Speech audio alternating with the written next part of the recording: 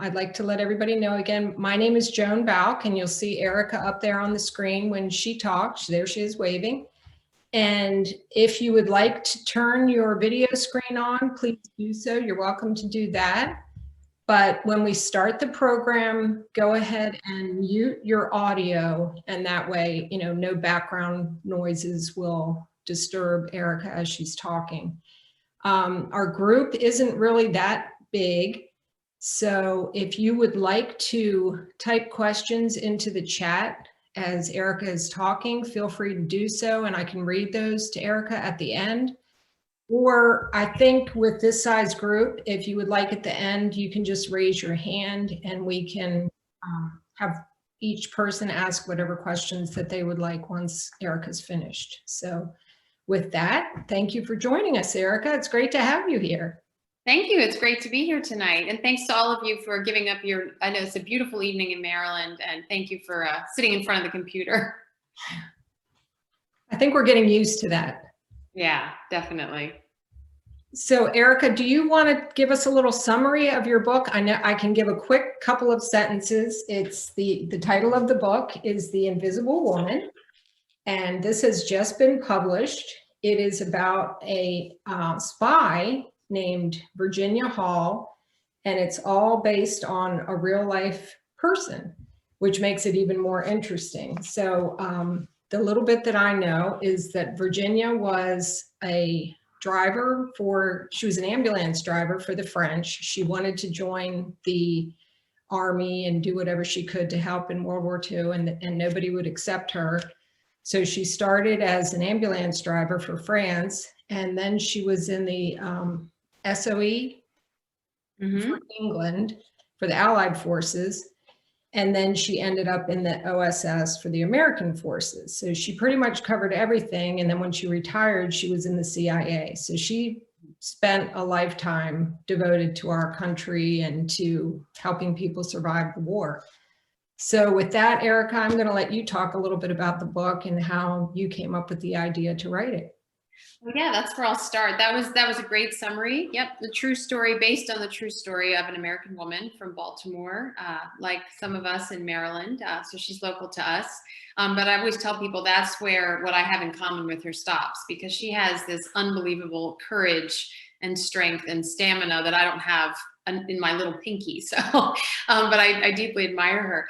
But it was some years ago. I've been writing about women in the shadows of American authors for a long time, and was working on another book about a woman, the wife of Bram Stoker. And I was sharing it with different editors, and they said, I don't think that the publishing world wants that right now. We want a story about a woman who's strong in her own right.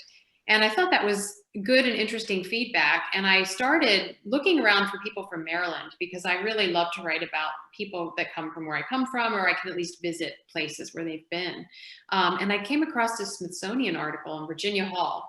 And it was there that I learned about her extraordinary service in the war and afterward in the CIA, and the things that she did.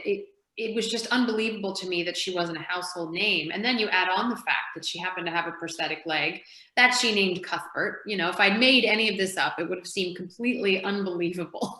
So I was so taken by her. And from there, I just started digging, and I was completely hooked. Now I'm gonna be honest. Erika has given me a list of questions that we can go off. I could talk to Erika in my living room and I have no problem keeping the conversation going, but I'm going to confess I have a list of questions, and we'll follow along with these.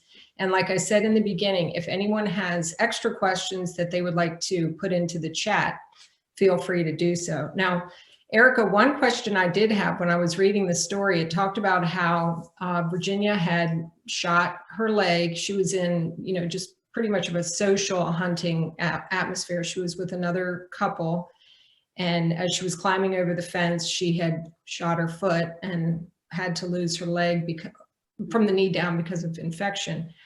But you mentioned in the story, when she went to recover, she had gone with her mother to recover on their farm. And it mentioned that they had a townhouse in Baltimore. Mm-hmm. Were you able to see where she grew up? Yes. Yeah, one of the great resources during the research was that her niece, Lorna, still lives in Baltimore. So Lorna drove me all around some of the Roland Park neighborhoods.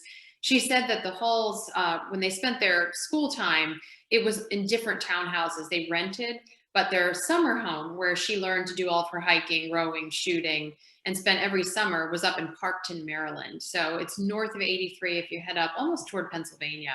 It's out there, beautiful land. The house has since been razed, but I was able to go to the property to walk along the paths and see where she would have learned how to swim and the little Gunpowder Falls. And they put a historic marker there also. So I was able to see the place where she also rehabilitated from her accident. Other places around Maryland, she used to vacation on the Chesapeake Bay. She would vacation in Solomons, Maryland. She also, her grave is at the Druid Ridge Cemetery in Baltimore. So that's when I'm finished my writing process. I usually like to try to go to the grave if possible. And when I looked for her grave there, it was so in character with how she was, not wanting to be found. Because first of all, no one at the cemetery knew who she was. So I had to go hunting myself. And when I finally found her, there's a Hall family plot, but her gravestone says Virginia H. Wallach. That's her married name. So you wouldn't have even known it was there unless you knew exactly what you were looking for. So she was always kind of hiding, even all these years later. How were you even able to find her? Well, Or the grave. Was that information, public information? Yes. So last year, the biography of Woman of No Importance came out, but that wasn't out when I began this writing process. So there was another biography, the first that I had read about her, called The Wolves at the Door, which is a great bio. It's a great read. It reads like fiction. And that had a lot of great starting points. And there were other books that had, women in the OSS or women in the resistance, where they would have a chapter or even a few paragraphs on Virginia. And then one of the greatest resources I had was a French language book written by one of the Maquis, the guerrilla fighters that she had fought alongside. It was in French, so I had to Google translate it because I don't speak French. So I'm sure there was quite a bit lost in that translation 200 pages later. But that's the one that was written closest to the time of war by someone who knew her really well. And so I found that to be extraordinarily helpful in nailing her character. In all of its prickliness and in all of its tenderness, it had it in those pages. And I know from reading the book, she was a very, like you said, she didn't want a lot of accolades. Even when she was given an award after the war was over, she didn't want a ceremony. She just came to the office. Was it the CIA director? Yes, Wild Bill Donovan. Mm-hmm. And he pinned, gave her the pin, and that was it. And did you realize that about her when you started researching her? Like when you started researching her and you thought, okay, I have found this exceptional person who lived in Maryland. Not only now that you found the person, now you have to say, okay, well, she was important during World War II. So is that a time period that I'm interested in? Did you have any trouble with the time period that she was effective in? Well, no, because most of her files at that time have been recently declassified. So that's what I could work with. Some of the stuff from later, all of her files are at the National Archives in College Park, Maryland. So I was able to go through all of it up to the classified point. Because she was operative in the CIA until her mandatory retirement, there's still quite a bit that you wouldn't have access to. But the World War II papers are very much open at this point. So being able to go through, I could see her evaluations, her letters, little slips of, this is where my pay is going. She always had her pay sent to her mother. It was just, it was so interesting seeing the behind the scenes of this sort of superhero out in the field.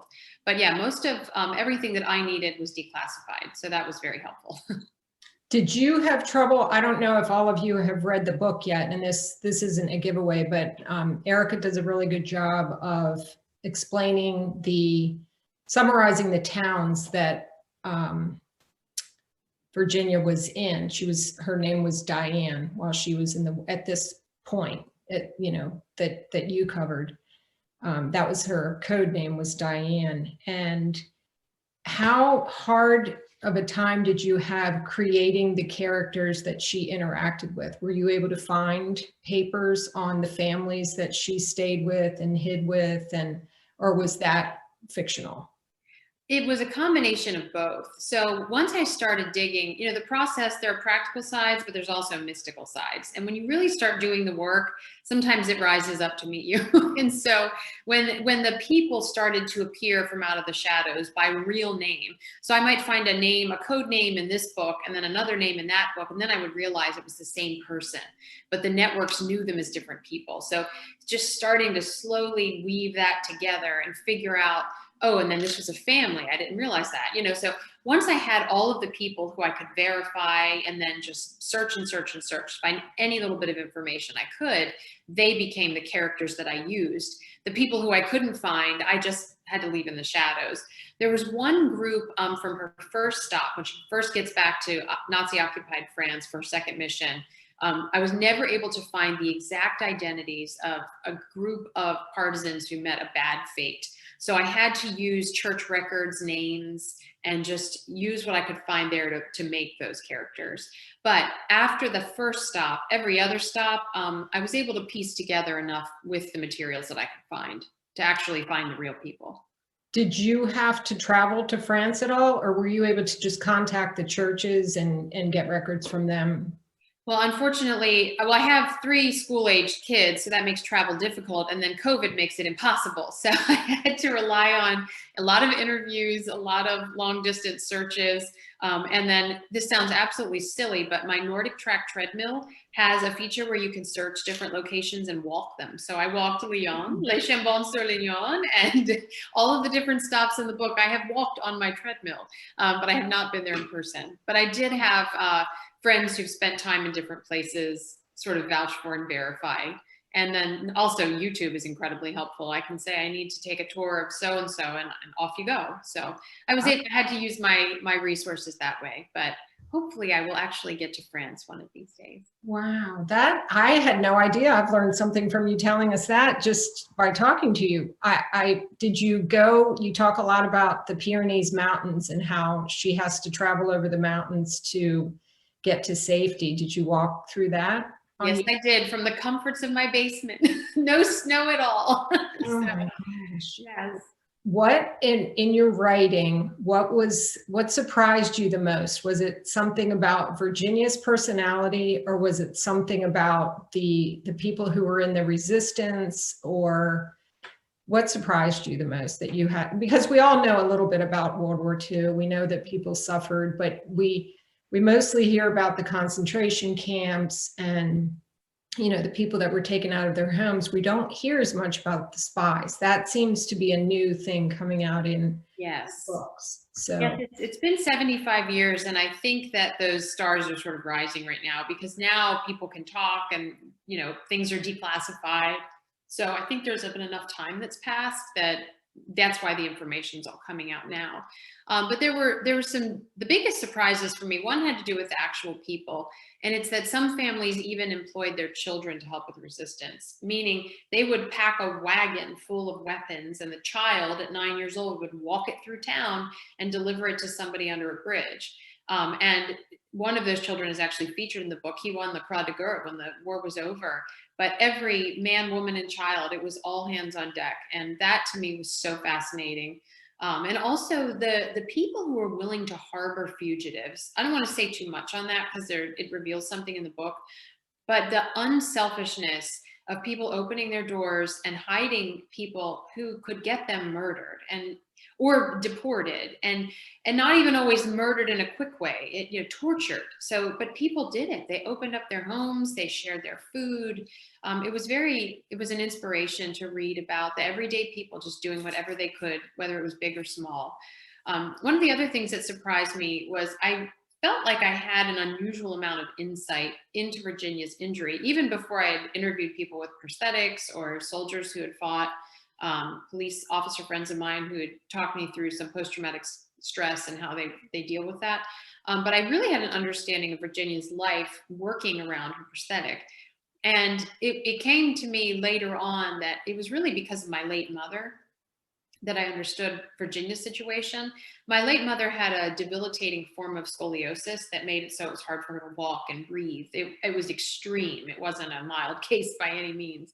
But when she was born, the doctors had said that she wouldn't live to be a certain age. And then she did. And then they did an experimental surgery they thought might kill her, and it didn't. And then they told her she would never have children. She had two. They told her she wouldn't live to be 60. She was 62 when she died. So she was always beating the odds in a very humble and practical way. But she would have to plan for things, how far she could walk before she was out of breath, and how this place would be a place where we would need to pick her up. So it just gave me a little insight into what it's like to live with with something that causes you to have to plan around it. And also the unbelievable strength, stubbornness, determination. Those are all insights. It's amazing. All right, now I'm going to cheat. I'm going to go to the list of questions. Oh, actually, this is another question that I have on my own. Now, you're talking about that you spoke with police and post-traumatic stress. So when you write, all different authors all have their different styles. So do you have, a whiteboard that you put all your notes on? Do you have files? How do you keep track of all this research that you've done? So for each of my novels, I have journals that accompany the research, dated journals where everything I accumulate, I put in there. And then I also have a file folder for any artifacts I collect along the way. So those are with me the whole time I'm writing, and I refer back to them constantly. And I take them with me, my journal, when I go on interviews. Interviewing people is a huge part of what I do. To help bring people to life, and just asking people to visit places. So Virginia Hall spent her later years when she was in the CIA in Barnesville, Maryland, which isn't far from DC. And so I wrote the people at the address where she used to live in this beautiful French chateau on the countryside, and asked if I could visit. And they said yes. So then I went over, and I was able to spend the day poking around their house and where the French poodles used to be kept, and their gardens. And it was just little things like that they help you to understand the person better. No matter where you go, there's always a little insight that can be gleaned. So I value those the most. And again, I'd mentioned before, but having Virginia Hall's niece alive, and she was close to her aunt. She's so sharp. I mean, Lorna's probably 86, but she's, spunky, and really, as I said, drove me all around Baltimore, showing me every little thing she could. And also bringing out boxes and boxes of family photographs, things that aren't in any biography. So I get to see pictures of Virginia Hall laughing and with a pigeon on her head and surrounded in dogs, and with her brother hunting, things that aren't in the biographies or any of the resources that I had seen. And that just brought her to life. Well, and there seems to me to be something that would be very frustrating for you, as you've written this story, you have your idea, you're going to talk about the resistance and her relationship with the resistance and her escapes and that kind of thing. Then you see these boxes full of family pictures. It must be hard not to say, okay, now I've got to write another book just on her personal life. Well, when I saw those, it was before I had even written that much. So what I try to do is spend 6 months exclusively researching, so I don't run into that very thing. And then once I have as much as I can, then I start the writing. And there's always research to do while I'm writing, but if I put in the time beforehand, it helps me tremendously when I finally go to figure out what I want to write and what part of the story needs to be told. Now, Virginia Hall, I always laugh and say, some writers will say, oh, this book tried to kill me. And I roll my eyes because, it's a book, it's fine. but I really think this book tried to kill me, and Virginia Hall definitely made me work. And so when I started writing it, I had written a multi-period novel where there was a female Iraqi war veteran who was an amputee, and Virginia Hall. And I was kind of making them foils for each other. And about 150 pages into that book, I realized, no, it just wasn't working. It was like forcing something together. It didn't belong. So I take out the fictional present day character, and I put Virginia with another woman in the SOE, another spy. I felt like Virginia needed a foil because she was so difficult. And I was worried the reader wouldn't be able to connect to her because she is sort of a woman of steel.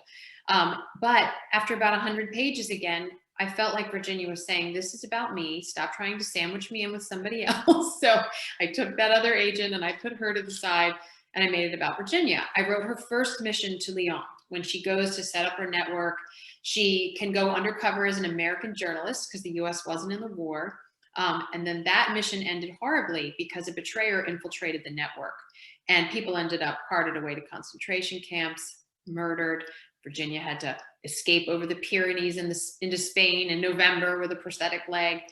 And then I realized after I'd written all that, that was all the backstory for this novel, which begins when she goes back to France with a price tag on her head in disguise, now working for the OSS. So 400 pages later, I did finally find page 1, but sometimes we have to go through these things as writers to get there. But you had to have learned. I think one thing that you do in the book very well, you know, if anybody who is in our audience tonight, you can look up Virginia Hall on Wikipedia, and there are a lot of things out about her. And like Erika said, there was a biography written about her that came out last year, I think, or I read it last year. It's called A Woman of No Importance, which is all factual. And she was a personality that was very, I guess hardcore would be a good way to describe her. But you see in the relationships that you wrote about with her, about the resistance in Lyon, the families, she even says in the story, you know, I try not to develop relationships with these people or get close to these people because if they get hurt, then I feel so responsible. But yet the people are so appreciative of her just coming there, you know, from America to help them, that they love her. And so as hardcore of a person as she was, and you know she was because she had this prosthetic leg, but yet she was determined. She wasn't going to let anybody keep her back. Mm-hmm. She went on, you know, she went on and she did her job. And then you realize there must have been something very special about her because she was able, people did warm up to her, you know. Absolutely. So, okay, well, let me go to these questions now. And I want everybody in the audience to also think of some questions because, you know, we've got Erika with us tonight and it's wonderful to be able to speak with an author in person. Well, virtually in person. Joan, I think you've covered a lot of these. Yeah. Not all of them, no. Let's see. Oh, here's one. What do you hope readers will take away from the story? I hope readers, I think we always need stories of redemption and courage and light. And I think, I won't say now more than ever, I don't want to be over dramatic, but it's certainly been a difficult year. And so when you read about people in situations, many of them far more difficult, certainly than I've experienced, it's very inspirational. It gives you a sharp dose of perspective and it gives you, I think, hopefully a little boost to keep going. Mm-hmm. Yeah. Okay, now we haven't talked about Paul. Mm-hmm. And that is who she eventually married. So one of your questions here says, the novel largely deals with war. Why did you choose to include the early days of Virginia and Paul's love story? So I don't want to give anything away. So you tell as much as you want about Paul. Sure. And like you said, if you go and you read an article, you can learn about her life. So it's okay if you learn that she ends up getting married because the circumstances are interesting. But the reason I included Paul was a number of reasons. First of all, it was true. And the way that she meets him when he comes into her story within the war, again, if I had made this up, you would have thought it was hokey and just too perfect. But it really was perfect. And, you know, it's almost felt like after all of her pain and loss and hard work, she had finally gotten to a point where she could just let her guard down a teeny bit. And that's when he comes parachuting, you know, it's silly. And it's funny too, that editor all those years ago who said I should write about a woman remarkable in her own right, I told her, okay, I'll write about a strong woman. So then there's going to be a subgenre of husband of famous woman books instead of wife of famous man.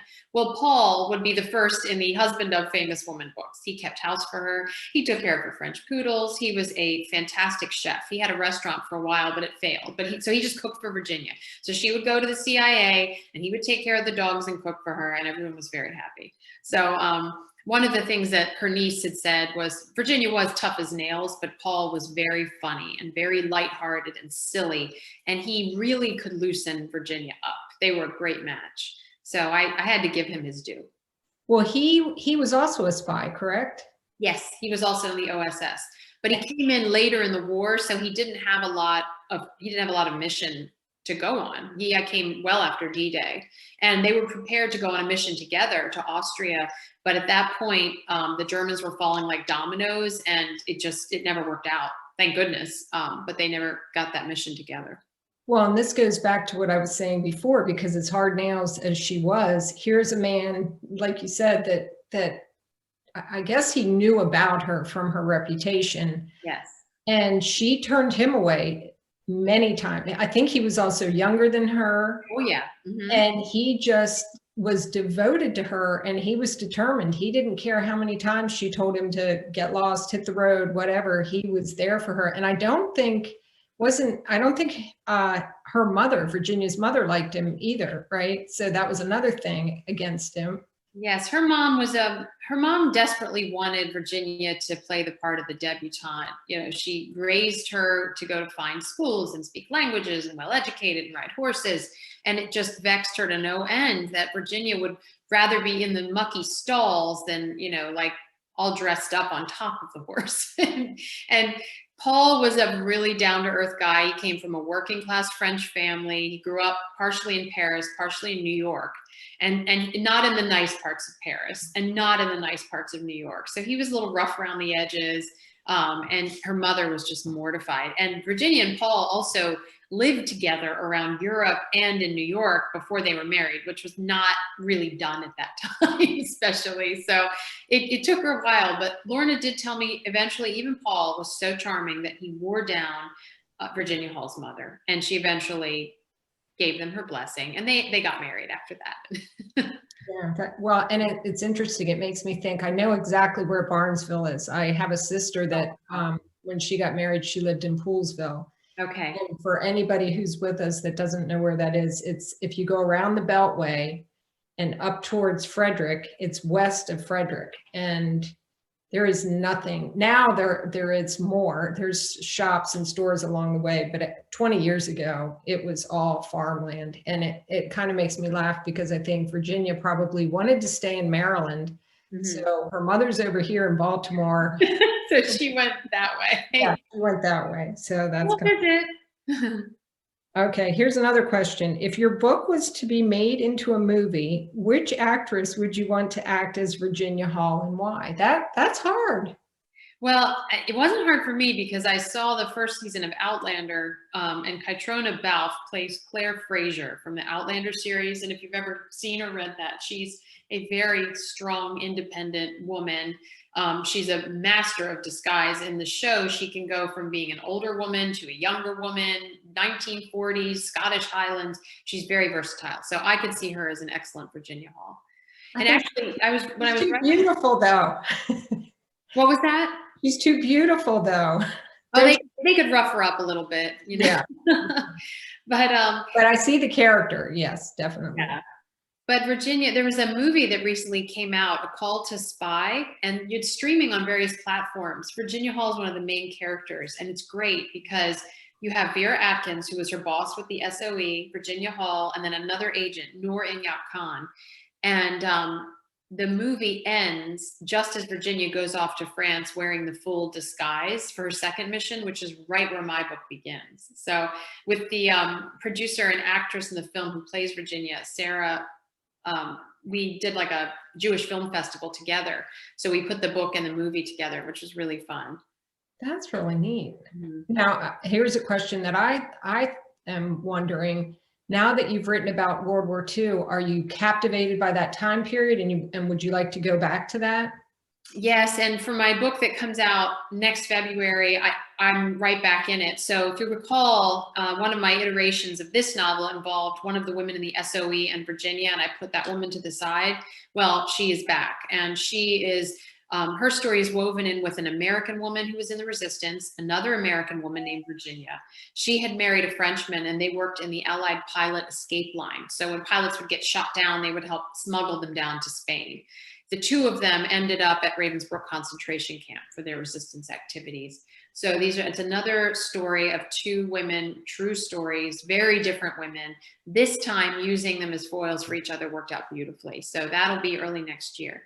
And actually this week I am running a vote. We at my publishing team cannot find the right title. Some of us think this one, some of us think that one, and some of us think that one. So we have it on a vote. It's on my author Facebook page. It's on Instagram. And it went out in my newsletter. So I'm literally asking readers to vote for the title of my next book. I just give a short synopsis and say go. I have the email. I opened that up this morning, so I will pass that email on to everybody. Pass it along. And in the votes, I love for people to tell me what their votes are, but they only count if they're loaded onto that form. So, but I also want you to put in the comments because I don't have access to the form and I want to know. Okay, yeah, I have the form is attached to the email, so I'll go ahead and forward that to everybody. So that's a World War II story. How did you find those two characters? Well, I've been immersed in research for 3 years now in World War II. And when there was a specific book called Women in the Resistance about mostly American women and their ways they contributed. I was reading it with my highlighter. I think I highlighted the whole book. It was just one remarkable story after another of people that I'd never heard of. And so the ones who captivated me the most, who I had the most access to materials for, they kind of rose to the surface. And I was just going to write about one at a time, but there was an interview with a random mention that these two ended up together. And it was because they ended up together and that they were close to each other that I decided to put their stories together.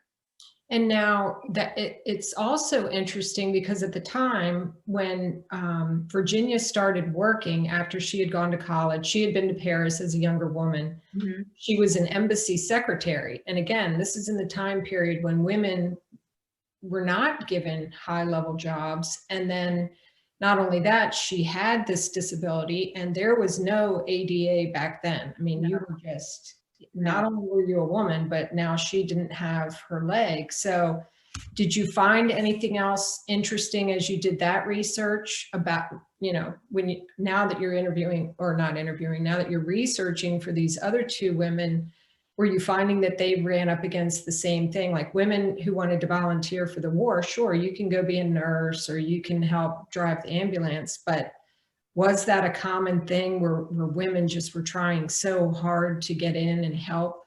Well, no, I mean, Virginia, she blasted a path. And so by the time the other woman who I wrote about is recruited in 1943, they are actively looking for women because they realized something along the way. Nazi propaganda at the time had large amounts of the population seeing women as mother and caretaker, but also as not intelligent. So really large amounts of people, Nazis, believed that women were not smart, they were not vengeful, and they just stayed home and took care of children.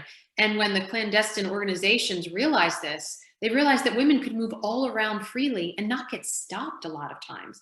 If you were a working age male, you would have been in conscripted service or you would have been in jail. But you couldn't, it wasn't easy to travel around freely, but women could ride bicycles and deliver things all over the place without a second glance. So it was women like Virginia who went in there to show them, look, we can really operate in the shadows even better than men in certain instances. And once they realized that, then they really exploited it. So it was a lot easier for this other woman, Violet Jabo, to become recruited into the service than it was for Virginia, but she helped forge a path. So then we can really look at her as one of the first women to become a spy, essentially. Essentially, yeah. Now there were other there's a lot of interesting people. That was another thing I discovered. I mean, Mata Hari was a spy from earlier, but Josephine Baker, she worked as a spy because she could travel with her touring. It wasn't unusual for her. And then she would write on sheet music with invisible ink, intelligence she would get from the Axis powers and different secrets. And then by the time she had to be evacuated because she had been harboring fugitives in her home, she had 50 pages of intelligence, invisible ink on sheet music to give to the Allies that helped help them find out things about different operatives. So it was just interesting to find out how many people were involved. And sometimes they were misunderstood. So some women would fraternize with the enemy to get information, and then others thought they were collaborators. So after the war, there were some women who had their heads shaved and were ostracized when they were actually providing information to the Allies by allowing the men in their homes. So they didn't always have a choice. I mean, if a Nazi wanted to conscript your home, then you just had to let them. But some of them that appeared to cozy up to them weren't actually doing that. They were doing it for the Allies. So that kind of stuff is interesting. Do you find that since you chose a woman from Maryland to write about, was your research any easier? Were you able to get your hands on more documents or anything? I know you've written about a lot of different women, but was it any easier having the character from Maryland? Yes, because I had access to her niece who was still alive, and I was close to the National Archives in College Park, and I was able to research the CIA. So I applied to do that, and they had me come in for a day in McLean, Virginia. It's an amazing complex. It was a really awesome day. It was intimidating and exciting and all of those things. But because of where I live, I had access to some of that made it easier. Now, that's interesting. Can you tell us a little bit about how would one even think, oh, I think I'll go to the CIA? How did you even know you could go there and look through their records? Well, I wasn't sure. So I had found a painting that Jeffrey W. Bass, an artist, made of Virginia transmitting from a barn. And it's called The Daisies Will Bloom at Night, in French, the Marguerite Florence ce Soir. And I knew that it was at the CIA museum, but I knew there was no access to that. So I just started digging around the website, and I found a media liaison. And then through that section, I found that you could apply to try to go there for research. So I just followed the form. I mean, it just takes a little bit of digging around, but I didn't actually think I would get to go. So when I got the form and the parking pass and the instructions, I was thrilled. And when you go there, you're immediately flanked by officers, and they're within about 1 foot of you. There's 3 of them the whole time. I couldn't go left or right without bumping into one of them. I made a really bad joke when I got there. I was like, I can't believe you guys let me in with my search history. And they were like, nothing, just nothing. So I thought, oh, that's how this day is going to go. But then they had me take a picture on the seal of the CIA, which if you've seen in movies with the big lobby and the seal, it's really neat. It is exactly like that.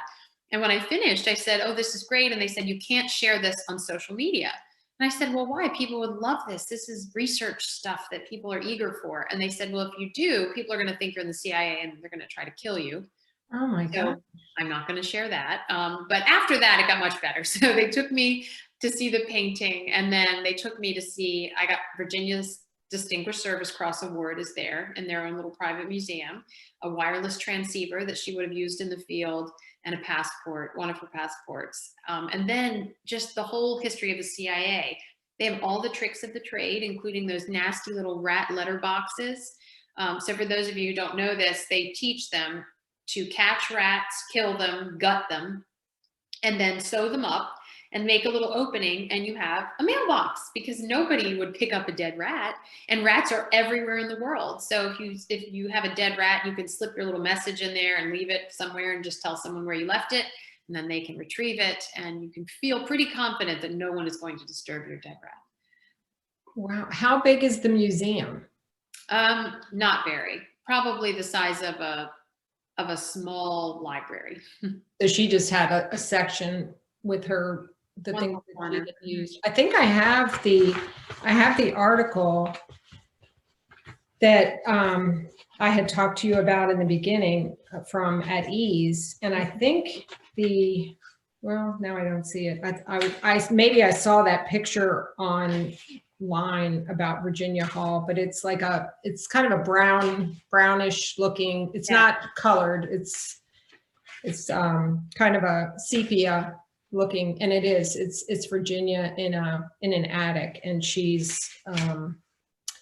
using the radio and That's a beautiful, and the painting in real life is very large, and the way it's lit, you just feel like you're right there. It's really beautiful. Now, if I were going to sit down and write, and like you're saying, one thing leads to another, leads to a painting, leads to, going to the CIA, how how many hours a day do you devote to writing?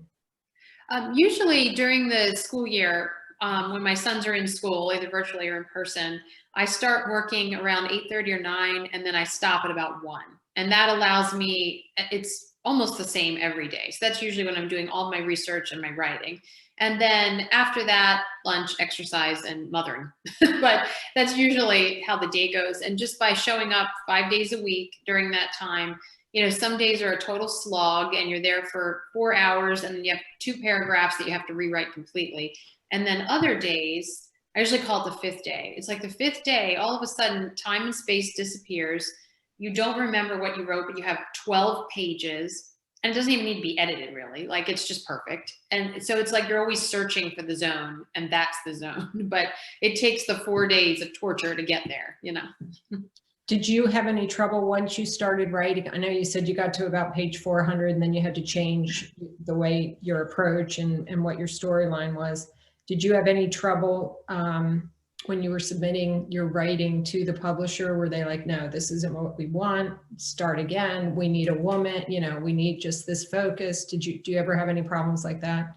Well, once the book was acquired, my editor, I went back and forth with her about 3 times. One of them was a pretty big overhaul, and then the rest was sort of tweaks. And then we also tried something, like we tried different things, but at that point, the bones of the story are there. So you're moving around other parts around it.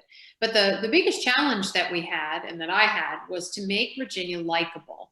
When it's a novel, within the first 5 pages, you need to be rooting for your protagonist. You just have to. And when the original scene was when she rows ashore on the beach on March 21st, that was yesterday, 1944, boom, off she goes. The hero's journey begins. But she is so cold. She's such a shell of her former self at that point. My editor actually came up with the idea, let's see Virginia in a prologue when she was young and starry-eyed when she fell in love with Paris. Because then we see why she loves it, when she first went there, before she's had any of the hunting accidents or war losses. And she is a different person. And that turned out to be perfect because the prologue fit beautifully with the epilogue. It framed the book. You got to get a little slice of young, starry-eyed, idealistic Virginia. And then we drop her into the war. And hopefully the reader says, what happened to her? And then you find out. But it's just, it was just enough, hopefully, that it makes you root for her, even though she wants to keep you at arm's length, at least through the beginning. Well, and then you pull that back into the story, which I thought was pretty neat. In the middle of the story, you have her looking at the same apartment building, now she's in the war, but she's looking at the same apartment building that she, went in for a party or lived in as a young girl. So that's really neat how you did that. Well, and all of the writing before that I thought I had to discard actually was really useful, not only to understanding her character, but when I spoke to post-combat veterans and the police officer who dealt with different forms of post-traumatic stress since their service, when they talked to me about the triggers that cause people to have flashbacks and different things like that, being able to pull those into the story to show why she was in the state that she was in was essential to understanding the development of her character. So it all ended up being useful. Yeah, and I think you did a good job of that because you do that frequently, but then the people that she's with kind of pull her back. They call her, Virginia, are you still here? And kind of bring her back, and that shows that they care for her. So I think that's pretty neat how you did that. Thank you. Now I know you're doing this questionnaire to ask for the title of your newest book, but how hard is it to choose your cover? Well, so usually the publisher says, give me, kind of a mood board, which I create on Pinterest. And then I send it to them, and then they usually look at it and do something completely the opposite. So, which is good because they know a lot better than I do in the art department. And usually there's 2 or 3 images and they're very different. And then you all debate about them. And then basically sales and marketing thinks they can sell this one. So that's what we go with. But for this one, this was it. They sent this image over. They had it in a sepia look. They had it totally black and white. And then, they had it different colorings, different fonts, but this was always the image. And as soon as my editor, my agent, and I saw it, we said, Yes, like, yes, the perspective, you know, historical novels at this time usually feature the woman from behind, a lot, very often a train station, something like that. But to have the perspective of one of the airplanes that would have been a supply drop that she would have coordinated, and then the motion of the skirt. I think the only thing we had to change was the direction that the grass was blowing because it was Oh, Broadway. But we got everything there, and it was like first try. That was the first time that's ever happened for us. and then how do you, I listen to many books on audio. How hard is it to choose your reader? Or Oh, do you have a stake in choosing the it's reader? agony. They send you usually 4 different voices, and I had the hardest time. I had to go back and forth and back and forth, and then there were 2 that I thought were right. So then I had to go digging on the internet to listen to other things that they had represented. And one of the women had actually done a reading of A Woman of No Importance. So she had some familiarity with the subject, and I ended up picking her because of that. I mean, she had a great voice too, and she could do, of course, French, German, different accents. But it's a fun process, though. It's neat Yeah. to be able to do that. You really did. I know another book that I recently read. It was interesting. The girl who read the book, I think was an English major, and she wanted to go and write. And a good friend of hers, her mother worked for a books on tape company and said, you should come and work for us. Mhm. Maybe she wanted to be an actress. I don't know. Probably an actress, because you need to be able to act to Yeah. do an audiobook. And she said she never has looked back. She just has learned all these different accents, and Great.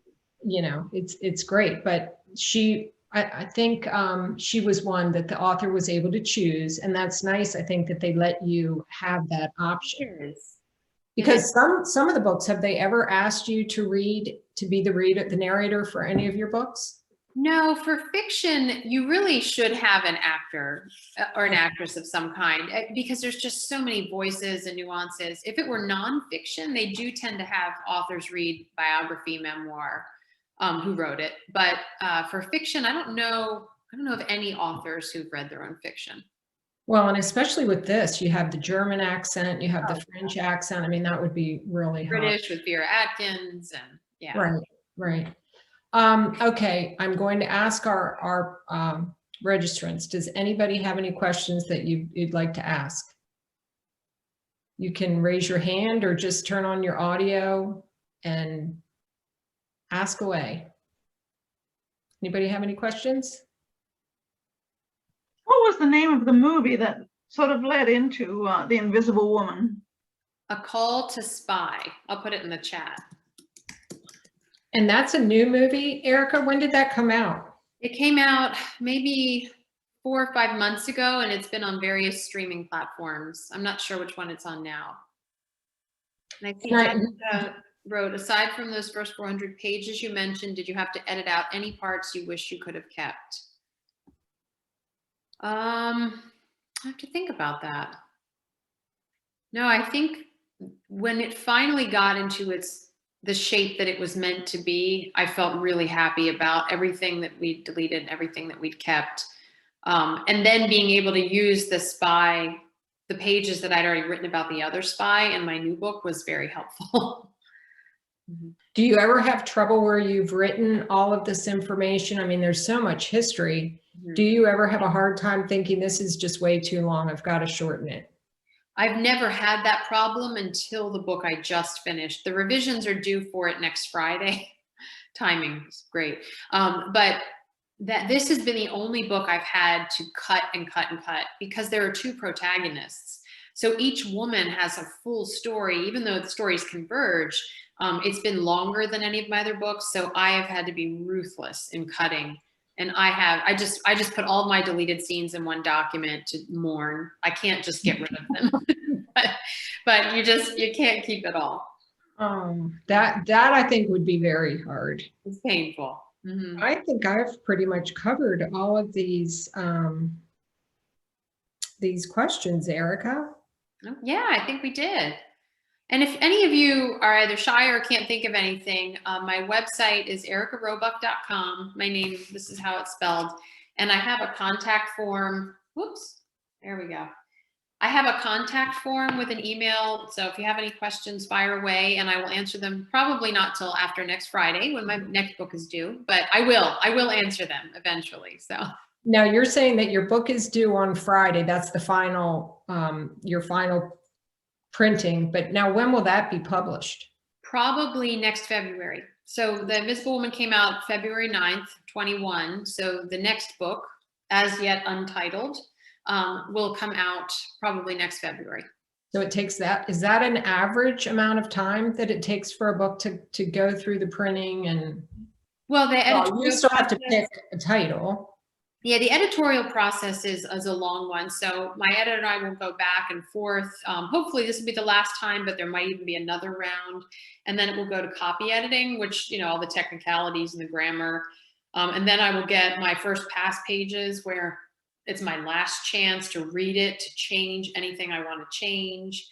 And then it really goes into pre-sales where they're trying to get the book on shelves. And so it needs to be ready to go about 7 months before the book actually comes out. And, you know, start going out to librarians and books reviewers and all of that kind of thing. But yeah, it takes a long time. They need a lot of lead time for publicity. Well, and I think that's something that we have learned more about just because of COVID, because, you know, before a book would come out, you would see the author at a bookstore or conference or something. But I think because of us being able to attend more things virtually, me as a librarian, I've learned more about authors and the whole process of publishing a book.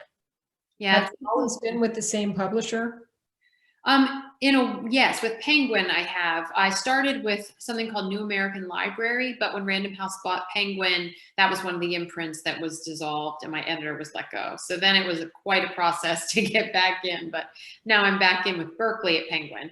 So Berkeley was the sister company to New American Library, which is nice because they have all of my backlist titles. So it's nice to have everything together in the family. That's nice. Yeah. I mean, talking to you tonight, you've made all of it look so easy. Oh. It's a horrible, brutal process. If any of you write, let me tell you. So I self-published my first book in 2009 after 100 agent rejections. And then I wrote Hemingway's Girl. And then I had agents represent me. And then I had 4 books out with New American Library. And then my publisher got shut down. Then I had a full book rejected. And then I had another treatment rejected. I had another full book rejected. That was Hockey Strong, about crazy sports parents. I self-published that. Then I had another partial rejected. And then I found Virginia Hall. So it's been 5 years since those 4 books about American authors. What do you do to keep going? I mean, how do you make yourself go into that room and write every day? Well, writing, I mean, it's pretty much a form of like mental illness. It's like, I don't have a choice. I'm going to be writing forever. And I will be delighted if people will publish it. And if they won't, then I'm still going to be writing. Like, I just have to write. These people want me, particularly historical fiction. They won't leave me alone. So if I write them down, then I can exercise them until the next one comes along and won't leave me alone. That's really interesting. Was your major in college? Were you a writer in college? I minored in literature. I majored in education. So I'm also a teacher, like Christine, who taught my sons. But I'm always teaching and writing. I find that when I'm just writing, I'm too much in my head. So I have to teach at the same time. So now I teach faith formation to teenagers, but I always have to be doing both. It's good balance. That's impressive. I mean, I know if I started writing, I would probably have a table filled with notes that I, couldn't put my hand on when I wanted to put my hand on it, or I just can't imagine that I'd have it in a neat little notebook. Yeah. It gets pretty messy. Yeah. Goodness. Well, I appreciate you joining us tonight. Does anybody have any more questions for Erika? I will send out an email tomorrow. I will have the link so that we can all vote on her newest book on the title. Give your website link, Erika. Okay. And I think, and then a call to SPY. I'll mention that in the follow-up. And I think that's just about it. And if anybody has any questions, like Erika said, you can either ask me and I will pass them on, or you can go to Erika's website and then just put in that, fill out that contact information. But I appreciate you, Erika. I've learned a lot about the CIA and all kinds of stuff. My pleasure. Thank you so much for having me. Thank you. And thank you everyone for joining us this evening. This was Thank you all for coming. I appreciate it.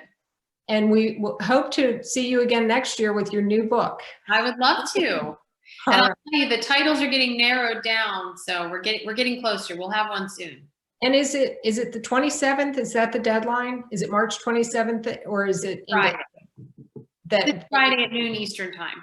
that you need the title deadline? Yes, and I have to throw the disclaimer out that it's ultimately the powers that be will decide, but it will be helpful to them to see how people vote. Okay. All right. Well, thank you very much. Thank you for joining us. It was nice Thank meeting you. you.